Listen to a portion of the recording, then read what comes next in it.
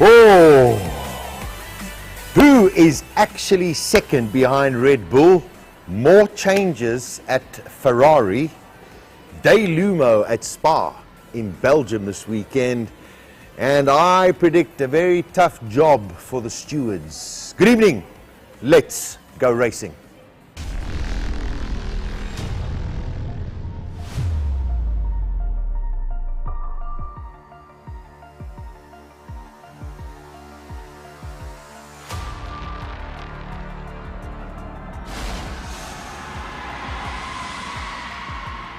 They exist in a world beyond ours.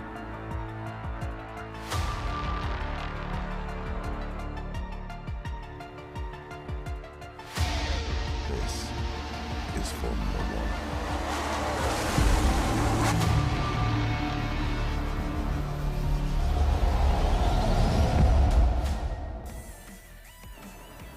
Oh, it's a very good evening. Welcome, as always, from our bespoke studio here at Suzuki Menlyn Shopping Centre, all part of the Penta Motor Group.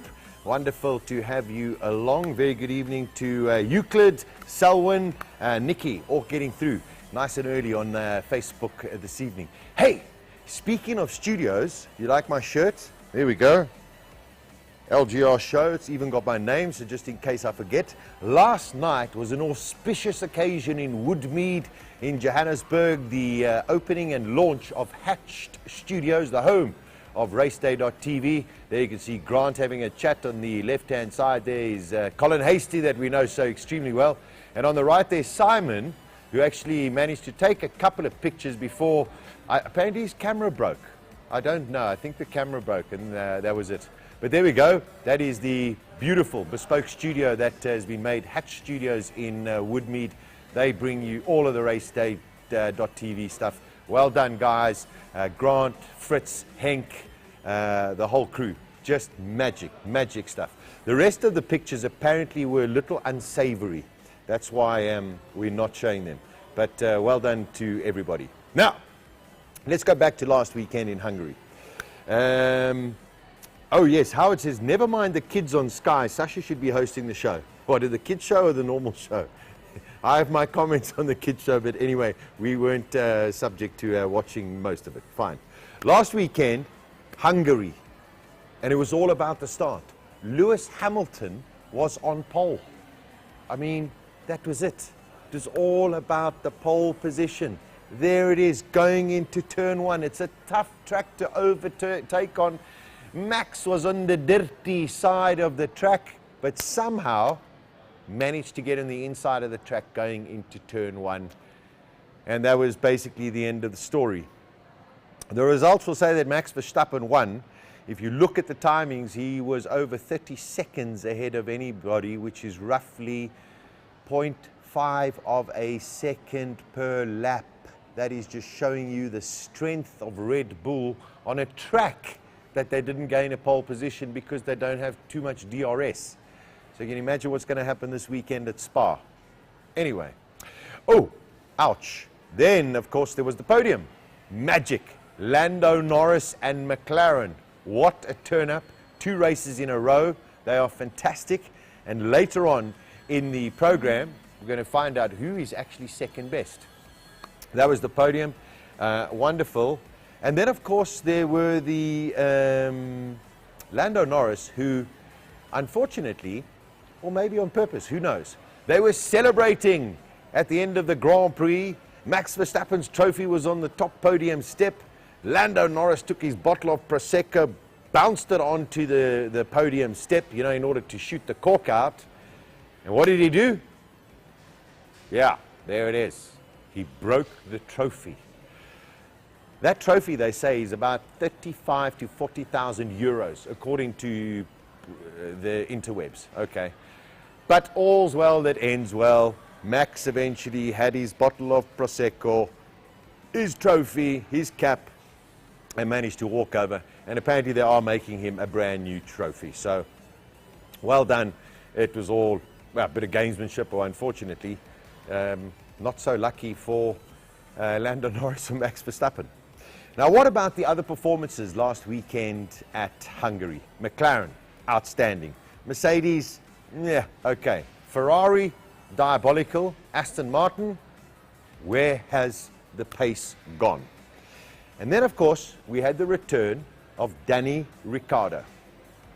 Now, Danny Ricciardo has come out and said the attention surrounding his return was like winning a Formula One title. Now, I must say, Danny Ricciardo, Fritz, hasn't actually won a Formula One title. Don't worry, Fritz, I was just talking to you. I'm not, everything else is fine. But he loved the media attention, did Danny Ricciardo. Some significant points about Danny Ricciardo's performance over the weekend. Of course, he outqualified Yuki Tsunoda. Okay. How it happened is irrelevant. The timesheets say that he outqualified Yuki Tsunoda. Then, of course, in the race, the AlphaTauri had all sorts of problems. But Danny Ricciardo managed to do a stint on the medium tires, which are 20 laps more than even Pirelli thought were possible. And that experience, he might not have finished in the points, but the data that he would have collected, you know, the muscle memory from all of his racing years in his 8 wins, that all comes back. And one can only expect that we're going to see a lot more from Danny Ricciardo. Will it still be with AlphaTauri? Will AlphaTauri have any kind of updates that are going to be able to let us see if Danny Ricciardo can shine? Not sure. He has come out and said he's gunning for the Red Bull seat. And that, of course, would be the seat of Sergio Perez. Sometimes, or the philosophy I always believe, walk before you can run. Sergio Perez is also very, very experienced. Danny Ricciardo is very, very experienced, but had a couple of lean years when, of course, he was with McLaren. How are we going to see Danny Ricciardo? Has he put his expectation a little bit too high? And you know, are other teams sitting there saying, well, he clearly just wants to be at Red Bull. What happens if Audi want to sign him in a couple of seasons from now? Anyway, great to have Danny Ricciardo back. He's just wonderful he's warm, people love him, and we also know he's an incredibly good racing driver. Not in the best car at the moment. However, I'm sure that will come.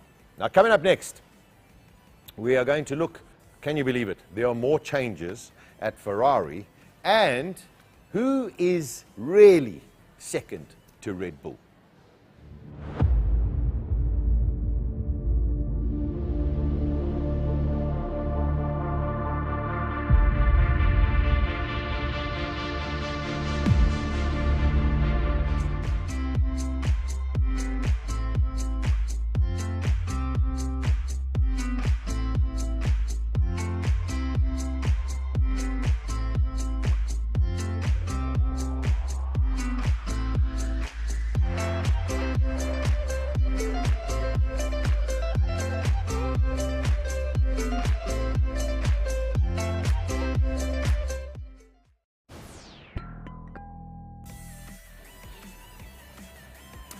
Welcome back.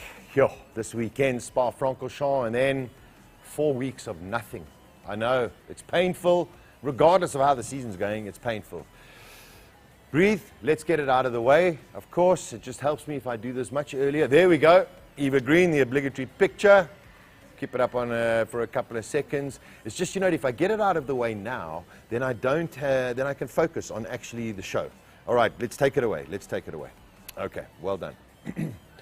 We are all aware that Laurent Mekies, the sporting director at Ferrari, will leave his post and go and become the team principal, replacing Franz Tost at AlphaTauri next year. AlphaTauri will be changing its name as well, so we don't know what is going on. And we all expected Laurent Mekies to continue at Ferrari until today. Press release came out, Laurent Mekies relieved of his position with immediate effect. He now will go on what we call gardening leave in Formula One. He cannot work for any other team, and the team he's going to is AlphaTauri. He has to wait until the end of the year. Diego Ioverno, a respected Ferrari veteran of 23 years, will now take up the role of Laurent Mekies. Now, when I read this, I go, yes, Mekies, we know was going. Lots of people have been questioning why he was there or that he was there for maybe too long. But think about this. Laurent Mekies been at Ferrari for 4.5 years. Diego Ioverna, who is now going to take his job, has been there for 23 years. And now they're promoting somebody who clearly they didn't think was good enough 4 years ago into this position. What is going on at Ferrari? Okay, if you can answer that, you are far cleverer than I am. Now, talk about changes. Answer me this. Who do you think is the second best team in Formula One behind Red Bull? If we look at the beginning of the season, Aston Martin came firing out of the blocks, just amazing performances from them. Then Ferrari seemed to up their game. They were up there. Mercedes changed the design of their car. They were up there. And now all of a sudden McLaren. It's a fascinating battle between these four teams. On paper at the moment, second is Mercedes. Aston Martin is there. Ferrari languishing down in 5th place. But if we take the two Red Bulls out of the equation, we've got this brilliant battle going on for second place between Mercedes, McLaren, Ferrari, and Aston Martin. If we look at the regulations that we have right now, and if those four teams that I've just mentioned were clever enough and understood exactly what Red Bull was doing and were on the same level as Red Bull, we'd have a 5-way battle. I think it's brilliant. So as much as everyone's looking at this wonderful domination of Red Bull, we do have a very interesting combination of teams that are right behind them. So I think that's a very good positive for Formula One, as opposed to looking at the negative. All they have to do now is figure out what Red Bull are doing. So who is the second best? Rian says McLaren. Selwyn says, seems like Italian musical chairs at Ferrari. Selwyn, yes, I think it is Italian musical chairs at Ferrari without a chair, perhaps. Okay. Selwyn, good one. Yes, Mercedes. I'll talk about that because they've got some updates that are coming through as well. Okay, back to the 5 teams. Just going to focus quickly on one. Aston Martin, because the last 2 races haven't really been very good for them, and they've acknowledged that they think they have made some mistakes. What those mistakes are can be, went for too much downforce, went for too little downforce. Those are the small little elements that all of a sudden, the tweaks that can make you second as opposed to 6th. So, I think it's all so incredibly tight between teams 2, 3, 4, and 5 at the moment that one slight little change could make a massive difference. And speaking of those changes, this weekend Mercedes have got a massive upgrade. They've got a huge new front wing that they're going to try. Spa, an incredibly fast circuit. You want as little drag as possible, but you need the downforce going through the corners as well. So I think we're in for an interesting prospect this weekend. Now I want to go back to one of my favorite teams, and of course that is the Haas team. And Nico Hülkenberg sporting his wonderful Hülkenberg hairpiece last weekend for the launch of the Barbie Barbie movie. And actually there's more Barbie ladies here this evening. It's just wonderful how this trend has taken on. But Nico Hülkenberg had a brilliant qualifying yet again last weekend. He's trouncing all over the likes of K-Mag. Something I must be honest, I didn't expect when he was re-signed to join the Haas team. But he's definitely the top driver within that team, and more than likely could get a contract extension with the Haas team, or perhaps another team even snaps him up. He's got tremendous experience. He's a great racing driver. Just put him in a much better car. And him, as well as Kevin Magnussen, have come out and said, you know what, guys, we are doing our best. You are not doing your best. And if you think at the start of the season, Haas were better than McLaren. Yes, they were. They were better than McLaren. And now all of a sudden McLaren has overtaken them. Of course, McLaren is a much bigger organization than Haas. But what are they doing at Haas? It's just unfortunate. It's not really assisting their drivers. So I do feel quite a bit for both of the drivers. And, Kevin Magnussen, I think he's going to have to up his game if he wants to retain his contract at Haas. Nico Hülkenberg, I think the way he's driving, Haas would be silly to let him go, and I think a lot of other teams might be sitting and saying, you know what, actually be nice to have Nico Hülkenberg there. Now, coming up, Day Glow LUMO at Spa-Francorchamps in Belgium.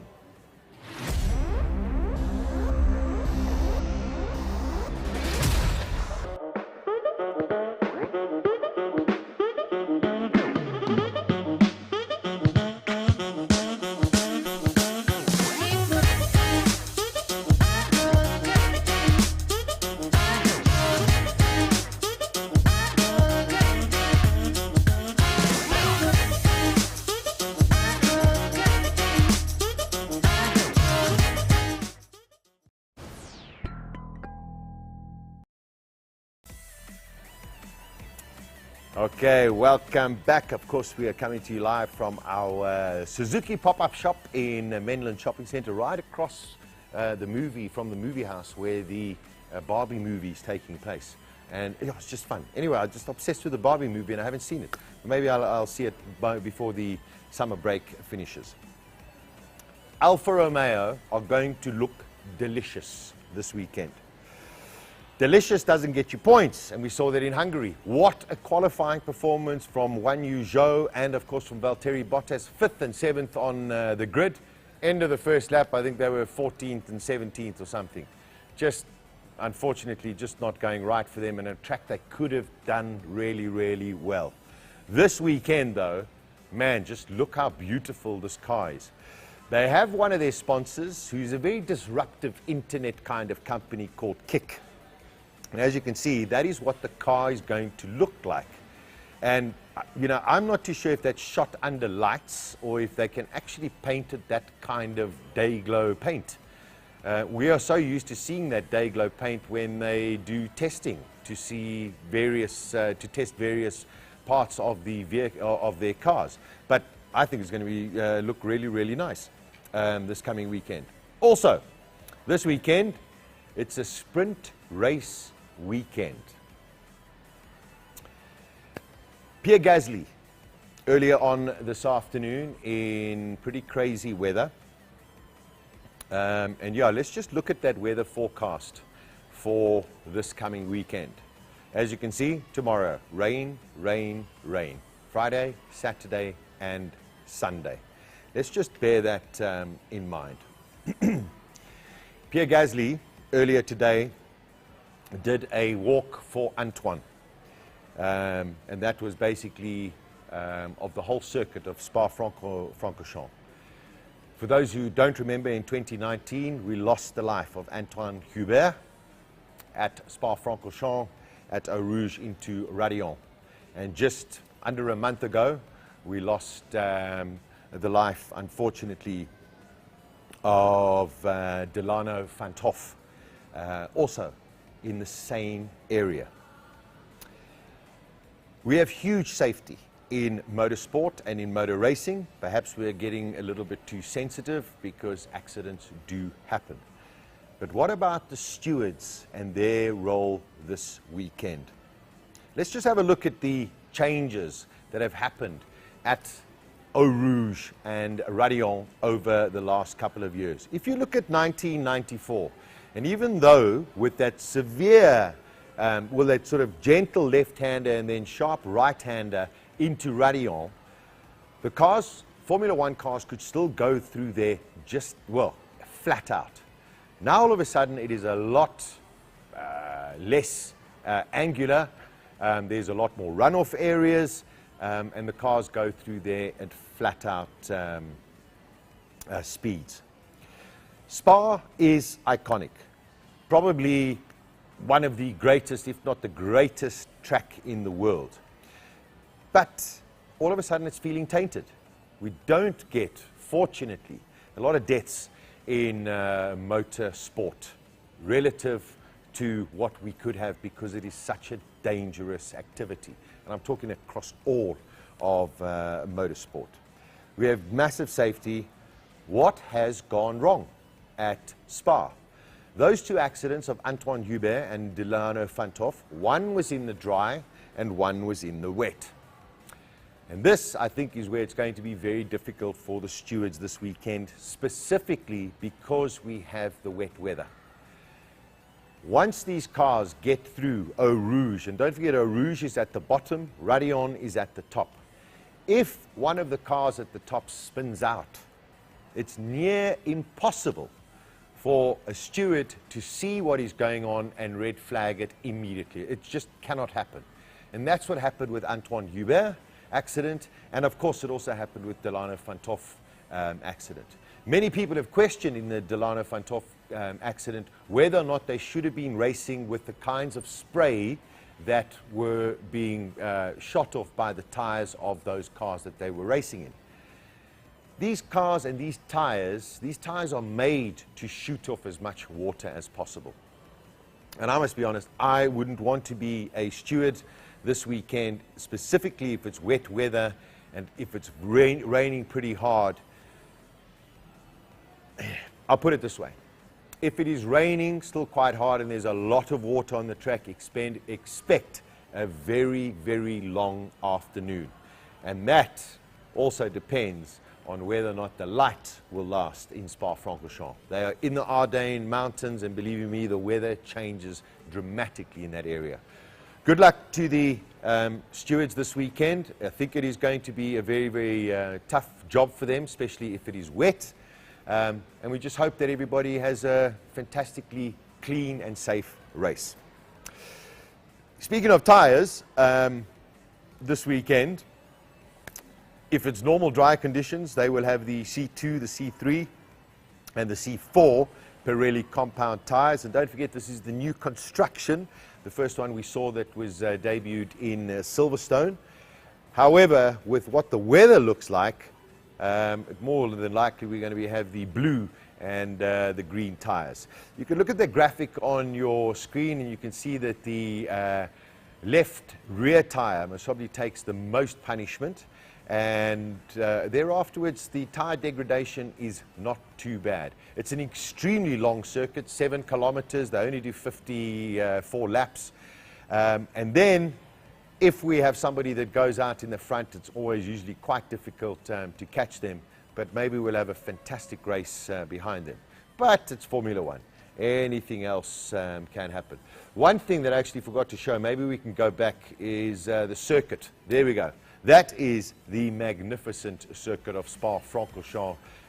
I've been very privileged to go there. It is something out of this world. The start, they're going to La Source, that very, very tight hairpin, going into turn 2, and then turn 3, 4, and 5 are a combination of Eau Rouge, and then of course Radion, the Camel Straight to Les Combes. Very good overtaking position. That is Radion and Eau Rouge. That is where we've had these two very tragic accidents over the last couple of years. And that's what I think a lot of talking is going to be about. Les Combes, great overtaking possibility right at the top there. And then you go through these magnificent Pouillon, down into Blanchimont. Is it Coustel? Yeah, Campus, Stavelot, Blanchimont. I still like to call them on the old names. And then through Blanchimont, you're going flat out from turn 16. Another good overtaking opportunity is at turn 19, which is the final chicane. So wonderful, wonderful circuit. Yeah, I mean, it just is magnificent. Believe you me, it is magnificent. TV times, it is a sprint weekend. So look at this very, very carefully, because we have the sprint we have normal qualifying tomorrow. We have one practice session. You don't want to make a mistake. Then we have qualifying, okay, for the main race. That takes place tomorrow afternoon at 5 p.m. Then on Saturday, we have the sprint shootout, which is another qualifying session, and that is the qualifying for the sprint race. And then, of course, on Sunday at 3 p.m., we have the Spa-Francorchamps Belgian Grand Prix, which is just something quite magnificent. Now, before I go, I do have something that I want to share with you. I just want to see if there's anybody else. Diane says, I have a ticket for Zandvoort, Saturday at Zandvoort. Diane, I am so jealous. Selwyn, Spa is iconic. Have they made any changes to Spa since what happened a couple of weeks ago? A couple of drivers asked for it. Rian, I am not too sure if there are any changes. The one change that they have spoken about would not have been able to be rectified in that week, and that is at Radion at the top on the right-hand side. They want to try and actually move the wall further back. The problem is from where that wall is actually a sheer drop. So whether or not that ever is going to happen, I'm not too sure. I think it is the way that it is, and it is signed off by the FIA. So they're looking at the graphic over there at where the number 5 is. On the right-hand side, unfortunately, the embankment actually just falls down.